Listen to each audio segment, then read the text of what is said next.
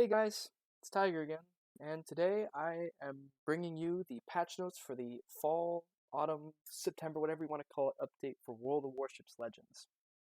So, without further ado, I'll spare you any cringy intros because I can't record an intro and all. I'll just dive right into it. So, autumn update in the Shadow of Leaves. As you can tell, that is Yamato class battleship, which definitely means that's Musashi coming. So here are the maintenance times and update size. Not really important data that we're going to be going over. For those of you who just want a quick TLDR, the alternate German battleships, well, technically Battlecruisers, are coming in early access. We have the Musashi coming as a Tier 8 campaign ship. My eyes are rolling. We have camos, our Transformers camos are coming back, and the commanders as well, I would assume, for both the Tier 7 and the Legendary ships, so the Legendary tier ships can finally get their camos for Transformers. 2 Legendary carrier projects, it's most likely coming in the Bureau. The very special Majestic Days event with the premium ship, which we'll get to later on. 3 more rank seasons, and more. So, autumn update in the Shadow of the Leaves. Don't forget this free code here, R2KAR9K26X. You redeem that at Code Redeemer to get 2 comment containers. Not really anything good, but you could get a free promotion order or something. Alright, so first up, German battleships, battle cruisers arrive in force. More ships, more lines. This update is marked by the incoming range of German alternate battleships. It includes the Der Flinger at Tier 4, which is this bad boy right here. She is armed with 305mm main guns, so 12-inch main guns. Decent speed and really good armor for the tier. We have the Tier 5 Mackensen, which is right here. She sports the 350mm guns, which is the same as Prince Eitel Friedrich. So Prince Eitel Friedrich herself was actually a Mackensen-class battlecruiser. I'll spare you the history rant, but these two are sister ships, so we'll get to see how the difference between them when they're released. We have the Prince Heinrich at Tier 6, which is this bad boy right here. She has 16-inch guns, or 406mm, and she basically, if I remember correctly, she's an Ersatz York class design of battlecruiser. Yeah, she's going to be an even better secondary ship, and then, of course, we have the Star Destroyer lookalike, the Zeton, at Tier 7. Now, this is a big change, because usually for early access, before Tier 8 was introduced, you just had the Tier 7 ship as the one that would come next update. However, with the addition of Tier 8, the Tier 7 ship will now become unlockable from the crates, and the Tier 8 ship will be the one that comes in the future update, and that is the Prince Ruprecht, which is an absolute secondary monster, even more so than Bismarck, Brandenburg, heck, even like GK just suffers when it comes to secondary. So yeah, this German alternate battlecruiser line, they're going to have much stronger secondaries than the mainline contemporaries. Their guns are also going to be of lesser caliber, except for Zeton and, really in reality, Heinrich, no, my bad. Sorry, correction. Heinrich gets 380s. She has 15-inch guns. Zeton has 406s, and then Prince Ruprecht, I believe, also has 406s. So, 16-inch guns on German battlecruisers, pretty interesting. We'll just have to see how it goes. But yeah, they basically TLDR. They're going to have great speed, decent speed. They do have limited damage cons. I'm pretty sure, they have the Russian-style damage control party. They do have Hydro, really good secondaries. Now, you just have to keep in mind battlecruiser armor, so they're not going to be as tanky as their mainline counterparts. Yeah, that's it. New German battleships and battlecruisers are all about enhanced secondaries, and some of them have torpedoes. Specifically, that's going to be Heinrich, Zeton, and Ruprecht will have torps, so the Tier 4 and 5 will not have torpedoes. And sonar from Tier 5 and up, so Mackensen, Heinrich, Zeton, and Ruprecht will all get sonar. The ranges will obviously increase. We'll learn those values when they're released. So yeah, there's the describing the early access. And then the branch topper Tier 8, Prince Ruprecht, will arrive in the next update, making the line going researchable. And these crates will be available from September 1st onward. Now, the Bushido, I already said something wrong. The Bushido campaign, featuring Tier 8 Musashi. Oh, the cringe. Yeah, for all you Tier 7 players who thought, yay, now, finally, I won't have to face Yamato in my Tier 7 battleships anymore. Thank God, hallelujah. Wargaming said, nope, you're suffering still. You get to face that overmatch. But let's just get into it. Let's get it over with. It's time to take some steps on the warrior's path. There's an enormous, we mean it, reason to do so waiting on the mountaintop. Japanese Tier 8 premium battleship Musashi, Yamato's famous sister ship. If you'd like to go big, she's your choice, since the ships of the class are most powerful and humongous battleships ever built. Musashi brings to the table mighty 18.1-inch guns and a massive amount of HP. So really quick, we'll just take a little quick look at Yamato versus Musashi, including her PC, both ships' PC stats and Yamato's legend stats specifically. So as you can see the disclaimer, these are the PC stats for Yamato and Musashi as well as the legend. So Yamato with the asterisk is legend stats. So these are most likely subject to change for when they come over to legend. So you can see that on PC, Yamato has 97,200 HP. Musashi actually has 100 more, so 97,300. Now in Legends, Yamato has 90,000 on the dot. So probably in the range of like 85, maybe 87.5k HP for Musashi. So, the highest HP pool at the tier, even more than FDG and main, I think. AA max DPS.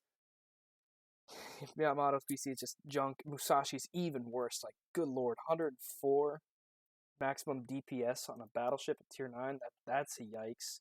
So for some reason on Legends, Yamato has a pretty okay DPS. Is not insane, but Musashi, just expect her A to be absolutely neutered. I'd probably say in the range of like 150 maybe. I don't know. Speed, everybody has the same base speed at 27 knots. Same turning radius at 900 meters. Now, the rotor shift is where things get a little bit interesting. So, Yamato on PC has a 22.1.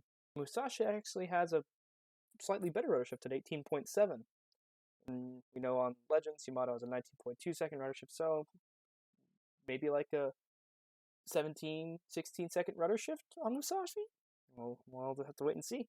And now here is the big one. This is the one that is the most important for all of you battleship players out there. So, the Sigma values is what basically show how close a shell will land to where you're aiming. So where you're aiming on the target. The higher the value, the better. So Yamato on PC has the highest value of the game at 2.1. Now Musashi has 1.8 on PC.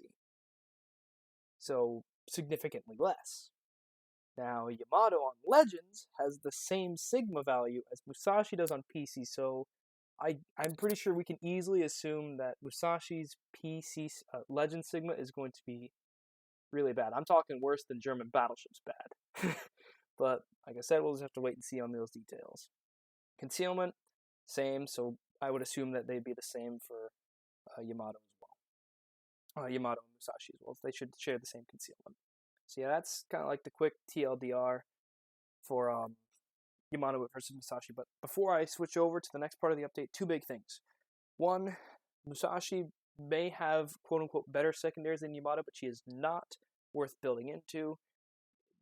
Everybody should already know this. The Cheek Citadel is really just a huge weakness for brawling. Yamatos were not really designed. They weren't designed to brawl. They were more or less designed to fight the enemy at range. But also, since Musashi has all of those extra AA mounts and stuff removed, because this is a pre-refit Yamato class, she actually sits a little bit higher in the water than Yamato does, making her more vulnerable to Citadel hits at longer ranges. So you have to be really, really careful in Musashi making broadside turns, because she is even more vulnerable to be Citadel than Yamato is, because, like I said, she sits higher in the water. But yeah, that's Yamato versus Musashi. So then here's the campaign structure. Camos, credits, all the fun stuff. Some crates, boosters, yada yada yada. If you want, I'll quickly just sit here so if you can read. You can pause the video and just take a look. I won't read these out. Won't bore you guys. Yep, that's it. And now next, the Transformers go legendary. So Transformers robots are back. So all the commanders are coming back. So that's Bumblebee, Optimus Prime, Megatron, Rumble, Grimlock. I think Starscream should return. Hot Rod. Please pick up Hot Rod and play Radar Mino. It's so much fun. You will not regret it. And what's his name? The Italian one. Soundwave. So all you Tier 7 Hipper fans out there who loves your agile, Italian cruisers. Soundwave will be back. I think that's it for the collaboration commanders, but the main focus is that the legendary tier ships get their camo. So Kawa gets her camo, which is the same as Tashkent's. GK gets hers, which is the same as Bismarck's. Minotaur gets hers, which is the same as Edinburgh's. Montana gets hers, which is the same as Iowa's. Gearing gets hers, which is the same as Fletcher's. And Republic, which is technically tier 8, but it's tier 10 on PC. So Republic gets hers as well, which is that of Richelieu's. So more news, each and every item from previous rivals is collaboration. There you go. So camos, the flags, the personal missions, and the commanders will come back until October 3rd. Now, everybody's favorite part of World of Warships Legends, the carriers. Meet the highest tier carriers. Start your path to the skies today with the legendary monsters coming in the form of 2 separate bureau projects. The highest tier newcomers are Midway and Hakuryu for the United States Navy and the Imperial Japanese Navy, respectively. Both projects are obtainable from the store for credits or doubloons, and they are here to stay. However, the option to purchase them for doubloons will cease to be available once the next update arrives. So, depending on how many credits you have left over after tier 8, you might want to consider spending doubloons just to save the credits. But I leave that decision to you. You spend your money how you want, but just know going in that next update you won't be able to buy the projects for doubloons. So Midway's carrier is basically an improvement of the Lexington. So even tankier bombers that do slightly even more damage and more torpedo range. Well, I think actually carrying more torpedoes than Lexington does, like per strike in general. And then Hakuryu brings fast planes with really short squadron restoration time. So if you put Iona on this, you're going to be basically making planes faster than you will on Kaga.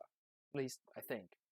We'll just have to wait and see on that. Also, her torpedo bombers are absolutely nasty. I think they only drop 2 per drop, but they hit for like 12 to 15k if you can get full damage. So Haku is going to be a real menace to really battleships and even destroyers. One hit is going to take like a third, maybe even half of your HP. Yeah, more carriers to the game. Yay! Everybody rejoices. More carriers. That's what we need. That's what we want. Next up, we have Ranked. So, Seasons 29, 30, and 31, probably Tier 4, Tier 5, and Tier 6.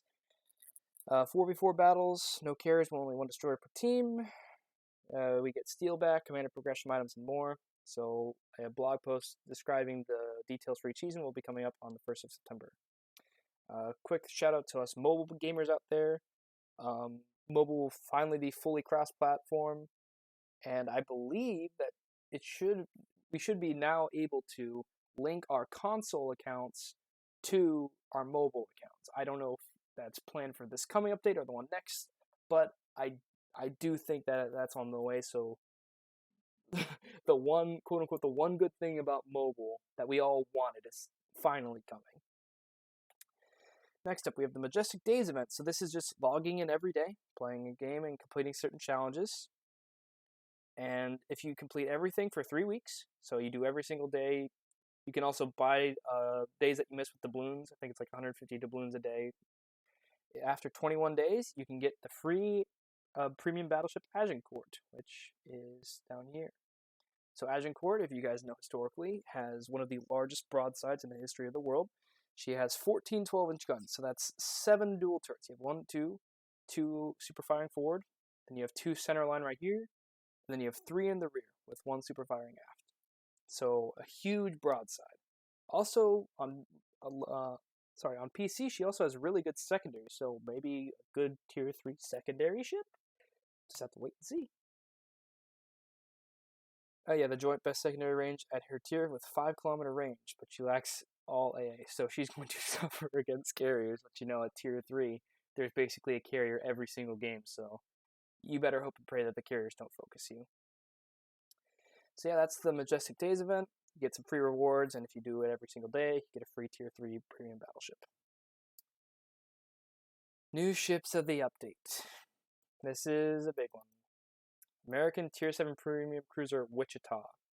Now, if you will look, this camo is not the same as original Wichita. So, as you'll see here, the release of the ship marks a new approach regarding some of her peers, considering by the game design team, and many of you a bit too good to oversaturate the game with. So, historically, Wichita was built on a spare Brooklyn-class light cruiser hull, so that's why they gave her the incredible BS rudder shift time that she has for a heavy cruiser, because she's technically a light cruiser hull. And, you know, Legends cruisers, rudder shifts. I won't go down that path. I won't rant about it here. But, you know.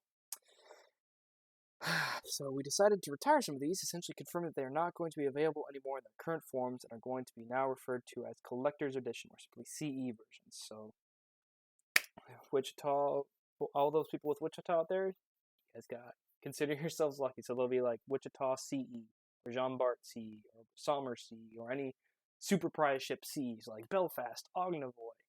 Any of those will have a designation of CE. So, however, the new versions of these ships will be attainable for both their owners and any captains who don't have such boats, with some tweaks to their stats. So Wichita is going to be the first, with a revamped version coming to the store on August 29th, with no time limit set for her availability at present. And then Sommers and Moines are also next on the list for having them return, so if you don't get Sommers or Moines, this is your chance to get them back. But then here's the differences between the Collector's Edition Wichita and the new Wichita. So HE shell damage has been decreased slightly. Her AP shell damage has been increased slightly. Her ricochet angles have been decreased, so that's sad. Kind of lose some of the nice stuff about Wichita and Baltimore. Your fuse time has been increased, so that kind of hurts. That's going to lead to more overpens. Everybody just loves overpens, don't we? Her penetration has also been increased by 11%, so that's going to help pen battleships and cruisers at range. That's going to help. And her grouping has been decreased by 10%, so expect her accuracy to kind of be a little bit hurting. So Scott is going to be a must on the new Wichita. Already went over Agincourt. And now we have the Plymouth coming to Tier 7. So basically a further development of the Town class cruiser. That's right, because Crown Colonies were where is what Fiji is, and then the Towns were a development of the Crown class. So the damage dealing machine is here to make a splash. So they have 16 AP only slinging guns. So you have 16 short fuse AP guns. So expect to absolutely nuke destroyers if you can get them spotted, and get fairly decent chunks off of broadside targets. Now, of course, you have the same suffering from HE same suffering with AP only against battling targets. But if you get something broadside, it's gonna feel it fast. And she has 2 quad torpedo tube launchers, though I'm pretty sure the range isn't going to be more than like 10 kilometers. I think that's what it is for Edinburgh, so probably not insane, but you know, who needs torpedoes when you have 16 guns? Bonus, solid sets of consumables including sonar, radar, and smoke. Though I would assume if you want to have smoke or radar, you have to choose between the two. And of course, a heal, because Tier 7 cruisers get heals. And she will be available in store from September 19th onward. So this is one I'm definitely going to be picking up, because this just seems like an absolute menace. Oh, lordy. And they're bringing back Kutuzov. The old reliable comes back for global XP. So she'll be available for 750 kg XP starting August 29th. So she gets Soviet ballistics, good fire, good HE fire chance, and smoke generator, and heal. I'm happy and I'm sad at the same time that they're bringing this back, as I can finally check this off the list. But boy, oh boy, I didn't see them doing this. I didn't see this coming. So yeah, Kutuzov's coming back, guys. Ooh, balance changes. So with the arrival of the fall update, Tier 7 ships will no longer be matched with legendary tier ships. Praise Jesus. Hallelujah. It's finally happening. But it doesn't matter, because Musashi's coming to Tier 8, so all you Tier 7 battleship mains, you're going to still suffer anyways. Okay, so we've also implemented the following tweaks for a handful of ships, including Des Moines and the Pan-Euro Tech Tree destroyers. So first up, Des Moines got nerfed. The USN Heavyweight has been really, really good across the board, so we opted to tone her down a bit, with corrections incoming for both artillery and radar stats. So our main battery reload time has been increased half a second. I'll get to the numbers in a second, but I just want to go over this. Her HE maximum shell damage has been decreased by 250, and her AP maximum shell damage has been decreased by 500, and her radar duration has decreased to 30 seconds. So that still has the same range as Minotaur and Indy, but she has technically just an American radar duration. Minotaur's radar is still, at least in my eyes, the best radar in the game. Now, to look at the numbers, let's see, it's this one. So here is the maximum reload time possible. So this is you take your base value right here, you multiply it by 0.9, so that's 3 refill stations, so minus 10% to reload. Then you have 0.88, which is your main battery mod 3, which is minus 12% to your reload, times 0.94, so that's Mimbelli's inspiration, which is minus 6% to cruiser reload, and then multiplied by 0.96, which is Ding Rushane's buff to reload across the board at 4%. So for Des Moines, she's going from 5.5 to 6 base, so that gives us a maximum reload time of 4.29, so 4.3 with refill station, and 4.76 with fully packed. So, I mean, 3.93 was the maximum you could have before, so it's not really that much of a nerf. It's getting nerfed by, what, 0.4 seconds? So, like, a little bit less than half a second of the reload. So, you're not going to notice it that much, honestly. And then 4.37 for fully packed, so it's still going to be incredibly strong, guys. Don't expect this nerf to actually be like Alaska getting stabbed in the chest when she lost her shell grouping. But next on the list, if I could click the correct tab, we have the Belfast 43 is getting a buff. So this version of the famed Royal Navy cruiser has been performing subpar with an overall buff for her stats seeming like a solid decision. Plus, as well as the next game's designer's patient, she will further benefit from not encountering legendary ships anymore. So, she's getting an overall reload buff, full second. Her fire chance is getting increased to 11%, so a 2% buff. And her smoke generator consumable duration has been increased from 15 to 20 seconds. Now it's still going to be the quote-unquote shorter duration smokes, but that is nice for the helping of the dispersion time. The duration of the smoke being generated. So here's her reload, maximum reload time, so it's going from 9.5 to 8.5. So that gives us a new value of 6.07 seconds maximum reload, which is, it's good. It's still, it's in between the light cruisers and the heavy cruisers, even though it's a light cruiser armor. It's a nice buff. And it's 6.75 with fully packed on it with maximum. Now, of course, 6.7. There was 6.79 beforehand and 7.54. And then, and it's a very interesting surprise, we have the Piotr Bagration getting buffed. So we want to see more Bagrations out there, and we believe that a small vitamin boost alongside adding the radar consumable is exactly enough for that. They're giving Piotr Bagration a radar? Let's go, boys. I'm playing P-Bag. I'm playing P-Bag, guys. You're going to see me a lot more often in P-Bag. So her main battery reload time is being buffed a full second. Her HP is being increased by 1,000 and getting radar. Now I assume that this is going to be the Soviet 20-second duration, 11.7 kilometers. And I believe actually Piotr has the good concealment to actually like stealth radar. So this could be pretty spicy. Because you have the Talon guns, 8-kilometer torpedoes, and radar. This could be very spicy. So once again, we'll take a look at the buffs. So she's going from 11 seconds to 10 seconds. So her maximum reload time is 7.15 seconds, and with refill station, and 7.94 with fully packed, and it was 7.86 and 8.73. So almost a full second overall after all the buffs are combined in. Now, I will say this: all of these numbers are used assuming that you have a max refill station, so 16.4 commander, main battery mod 3 installed. It's pretty easy. Belly maxed at 16.4, and Ding Rushane maxed at 16.4. So you have to have you have to have a 16.4 base commander with refill station, 16.4 Mbelly, and 16.4 Ruchang to get these numbers. So, and even if you don't go full reload, you still should have like a ballpark of around like 4.5 seconds for Des Moines, maybe like 6.5 for Belfast, and it's like around 7.5 for P-Bag. So, all in all, there are minor tweaks. Like Des Moines isn't really getting nerfed, to be honest. You're still gonna have a sub 5-second reload. You're gonna be fine. You're still gonna reload almost twice as fast as a Baltimore. You're fine. It's still gonna be incredibly strong. Don't think it's gonna be a huge nerf. And Belfast 43 getting a buff is nice. Same thing with P-Bag. These nerfs are small. Well, Belfast 43 is small, but P-Bag is huge because she's getting that radar. Oh yeah, like fire chance, whatever. P-Bag is going to be, I feel like, is going to be played a lot more. That makes me happy. And then quickly, the Pan-Euro Tech 2 destroyers are getting buffed, mainly torpedo reload time, and a couple are getting main gun reload time. I won't go into detail on this, but you can see that Romulus is getting reload buff for both torpedoes and main guns, and damage increased slightly.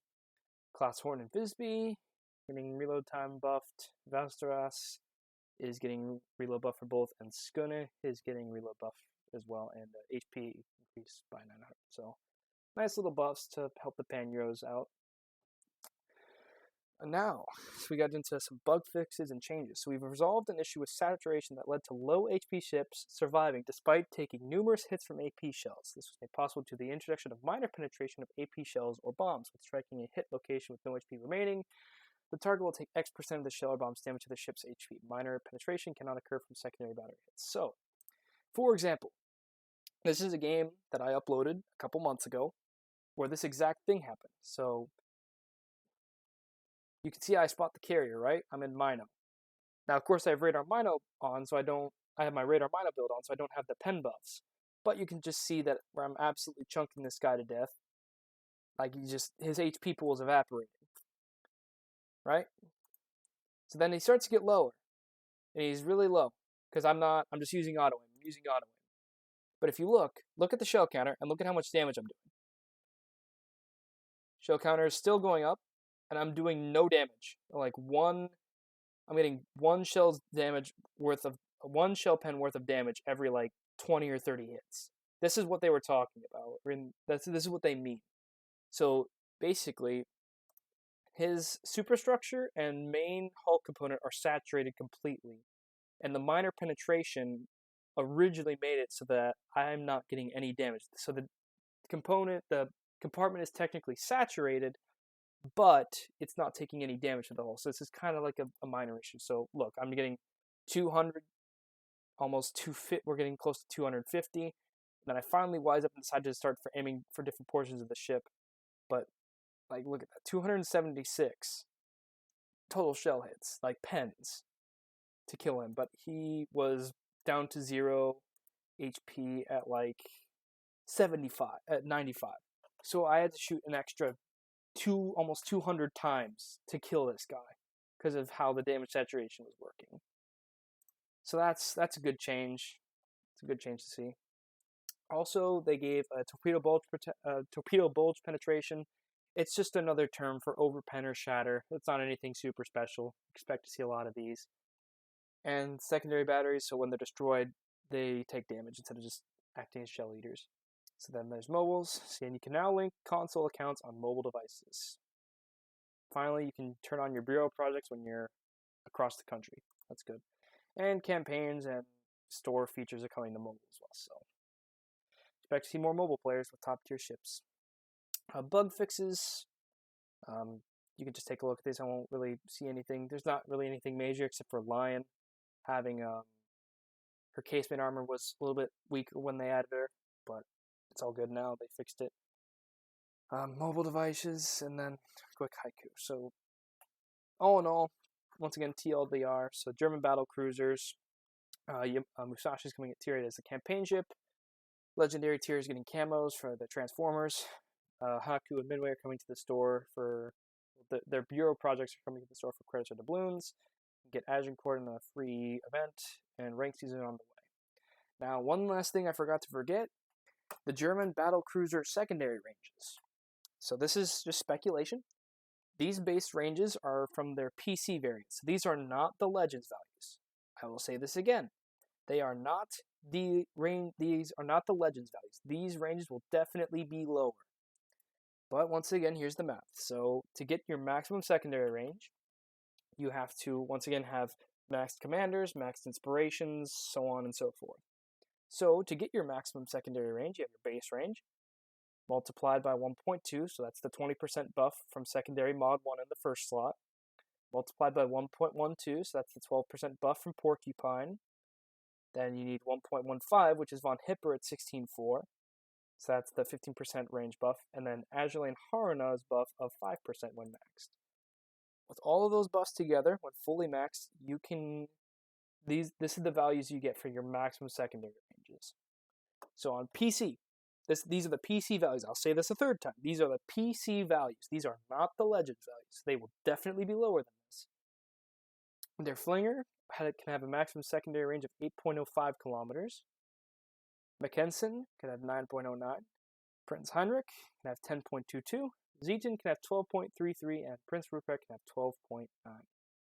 Now, these will definitely be lower. I'd probably say, like, their Flinger would have, like, 6.5, 7. Mackensen will probably have, like, 7.58. Heinrich will probably have, like, 9.5, 10. Zeton will have, like, 11.5. Rupert will probably have just short of 12. Or even just 12. I don't know. We'll just have to wait and see. We'll have to wait until the next update after this one to see what Rupert will have. But these four, probably expect between 7 and 11.5 kilometers of range going up. So, good secondaries, finally. Maybe secondaries might be worth building into in Legends. But yeah, other than that, guys, I think that's it. Yeah, that's everything. So, if you like my patch notes, just chill, casual, early morning, no brain power, but actually showing you the numbers of what could be or what is coming, or like seeing comparing ships to others. If you like this kind of format, let me know in the comments down below. If you like my channel, just make sure to like and subscribe. It helps. It's nice to see. But yeah, I think that's everything, guys. So I'll see you in the next video, and maybe I'll start finally being consistent at uploading YouTube videos. I don't know. So I'll see y'all next time. Peace out.